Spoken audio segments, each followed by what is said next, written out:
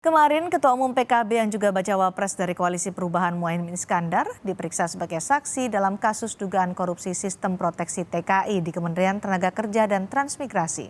Muhaimin diperiksa penyidik KPK selama 5 jam. Menaker periode 2009-2014 Muhaimin Iskandar diperiksa KPK sebagai saksi dalam kasus dugaan korupsi sistem proteksi TKI. Usai diperiksa, Caimin mengatakan sudah menjelaskan semua yang ia tahu dan dengar soal kasus ini. Muhaimin berharap penjelasannya itu membuat KPK cepat menyelesaikan penyidikan. Kasus korupsi di Kementerian Ketenagakerjaan dan Transmigrasi tahun 2012. Dalam hal ini ada program perlindungan TKI di luar negeri, proteksi sistem perlindungan tenaga kerja Indonesia di luar negeri.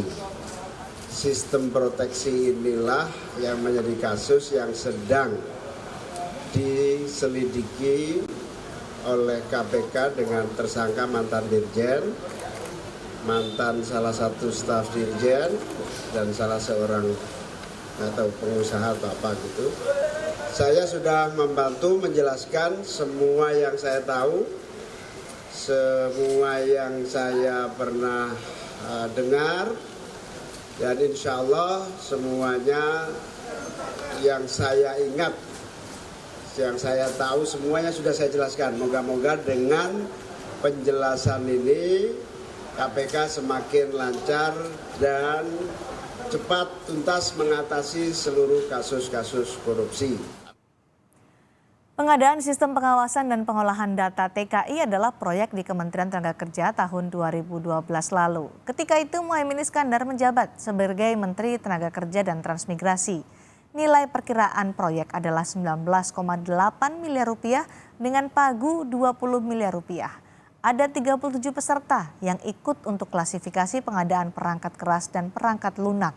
PT Adi Inti Mandiri ditetapkan sebagai pemenang dengan nilai penawaran terendah 19,775 miliar rupiah.